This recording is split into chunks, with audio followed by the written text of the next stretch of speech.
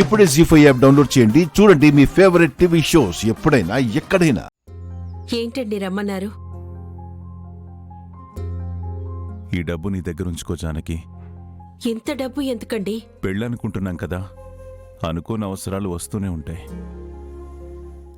పెళ్లి ఖర్చులకి కిషోర్ గారు ఆర్చికి డబ్బులు పంపించారట. పంపించారా? ఆ, నేనేం అడగలేదండి. కిషోర్ గారే ఆర్చికి పంపించారట. అయితే ఆ డబ్బులు వాడక జానకి. ఆద్య దగ్గర అలాగే పెట్టు. పెళ్లికి సంబంధించిన ఏ ఖర్చైనా మనమే జరిపిద్దాం. కూతురు పెళ్లికి ఖర్చు పెట్టాలని ఏ తండ్రికైనా ఉంటుంది కదండి. ఉండదు అని నేను అనను, కానీ పెళ్లి మన చేతుల మీదుగా జరుగుతుంది. ఆడపెళ్లి వాళ్లమైనా మగ పెళ్లి వాళ్లమైనా మనమే కదా. ఆద్య కూడా మన బిడ్డ లాంటిదే. మన బిడ్డ పెళ్ళైతే మనం ఖర్చు పెట్టమా ఏంటి? మన ఇంట్లో జరగబోయే మొదటి శుభకార్యం కదా ఇది. ఘనంగా జరిపించాలి. ఆద్యకి నగలేమైనా చేయించాలనుకుంటే చేయించు. ఏం కావాలనుకున్నా ఆలోచించకుండా ఖర్చు పెట్టు. మరి కిషోర్ పంపించిన డబ్బులు? వాటి గురించి మర్చిపో జానకి. పెదనాన్న పెదనాన్న అంటూ ఆద్య ఈ ఇంటి బిడ్డ అయిపోయింది. మన బిడ్డ పెళ్లికి మనం కాకపోతే ఎవరు ఖర్చు పెడతారు? లేని అమ్మని నీలో చూసుకుంటుంది, దూరంగా ఉన్న నాన్నని నాలో చూసుకుంటుంది. అలాంటప్పుడు పిలుపుకే కాదు, ఆ స్థానానికి న్యాయం చేయాలి కదా. తీసుకో.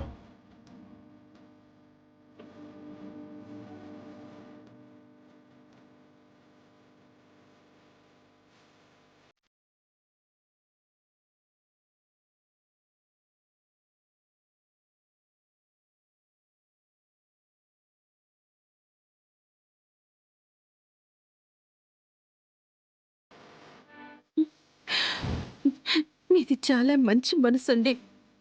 నాదే ఉంది. నాలో సగం అయినప్పుడు ఆ మనసు నీదే కదా జానకి.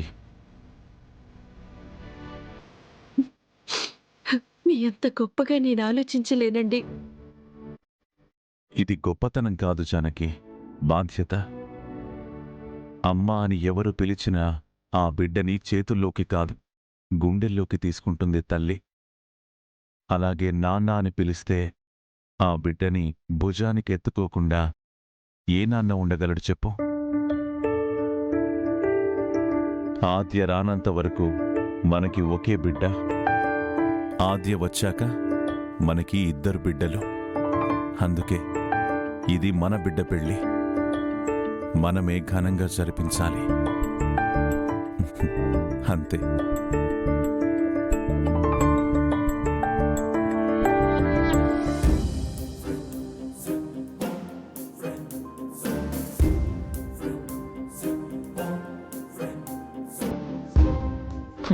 అసలు ఎవరి గురించి నువ్వు మాట్లాడేది?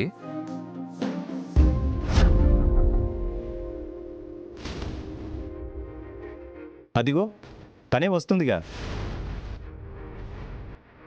ఛాయా, నేను ల్యాబ్కి వెళ్ళేసి వస్తాను. సరే, నేను క్యాంటీన్ దగ్గర ఉంటాను.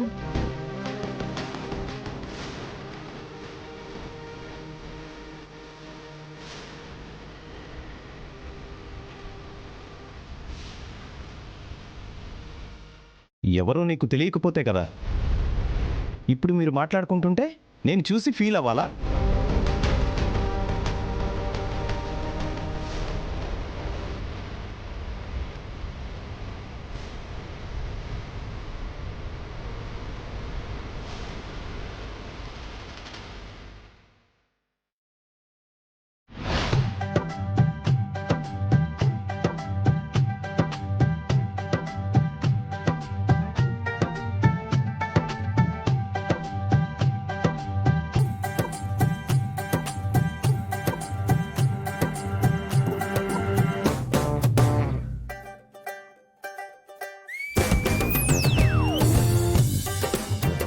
సార్, ఇదేమైనా బాగుందా? ఆనియన్ సమోసానా సార్? ఫ్రెష్గా బాగుంది. నువ్వు చేసేది బాగుందా అంటున్నాను. క్యాంటీన్లో సమోసాలు నేనెందుకు చేస్తాను సార్? అయినా నాకు సమోసాలు చేయడం రాదు కదా. నేనేం అడుగుతున్నాను, నువ్వేం చెప్తున్నావు? అంటే అంటే మీరు అడిగేది సమోసా గురించి కాదా? వాడి గురించి మాట్లాడుతున్నాను. వాడా? వాడెవడు సార్? నీ కాబోయే భర్త. వాడికి ఎంత చెప్పినా అర్థం కాదేంటి? నీకు నాకు మధ్య ఏదో ఉందంటాడు. ఏం మందు పెట్టావంటాడు. పిచ్చా వాడికి ఏమన్నా? సార్ అసలు ఏం జరిగింది సార్? వాడికి నేను క్లియర్గా చెప్పాను. అయినా మళ్ళీ వచ్చి మనిద్దరం కలిసి తిరుగుతున్నాం, మన మధ్యలో ఏదో ఉందని వాగుతున్నాడేంటి? మన మధ్య ఏముంది సార్? ఆ మాట నాకు కాదు, వాడికి చెప్పు. ఇలాగే పిచ్చి పిచ్చిగా వాగితే కాళ్ళు చేతులు విరగ్గొడతాను. తర్వాత నువ్వే బాధపడాలి. అసలు మన గురించి ఎవరు సార్ మాట్లాడింది? నీకు కాబోయే భర్త అని చెప్తుంటే అర్థం కావట్లేదా నీకు?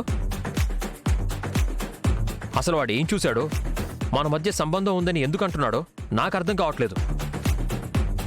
ఈ రోజు ఉదయం నువ్వు మెట్ల మీద నుంచి పడిపోవడం చూసి అలా అనుకుంటున్నాడా? లేక మనం ఇలా మాట్లాడడం చూసి అనుకుంటున్నాడా? వాడి కంటికి ఎలా కనిపిస్తున్నాను నేను? కోచ్ని అనుకుంటున్నాడా? ఈ కాలేజ్ స్టూడెంట్ని అనుకుంటున్నాడా? కనీసం నువ్వైనా వాడికి అర్థమయ్యేలా చెప్పాలి కదా, మా మధ్య ఏమీ లేదు, మా సార్ అలాంటి వారు కాదు అని. అసలు మన మధ్య ఏముంది సార్? అదే చెప్తున్నా, వాడికి అర్థం కావట్లేదు. చూడు, నీకు నచ్చితే పెళ్లి చేసుకో, లేదంటే వదిలే. అది నీ ఇష్టం. మీ ఇద్దరి మధ్యలోకి నన్ను మాత్రం తీసుకొస్తే అస్సలు బాగుండదు.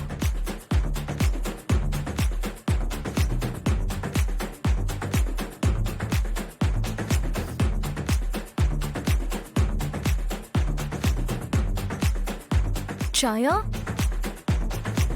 ఏంటి సమోసా తినకుండా ఏంటి ఆలోచిస్తున్నావు? ఆ కన్నీళ్ళేంటి? సమోసా నచ్చలేదంటే? నీ సార్ వచ్చి ఇప్పటిదాకా తిట్టిన తిట్టు తిట్టకుండా వెళ్ళాడే. నిన్ను తిట్టారా? ఎందుకు? వాడెవడో నా గురించి మాట్లాడాడంట. వాడెవరు? అది చెప్పకుండా మీకు నాకు మధ్య ఏదో సంబంధం ఉందంటున్నాడు. ఏముంది, ఎందుకలా వాగుతున్నాడు అంటున్నాడు.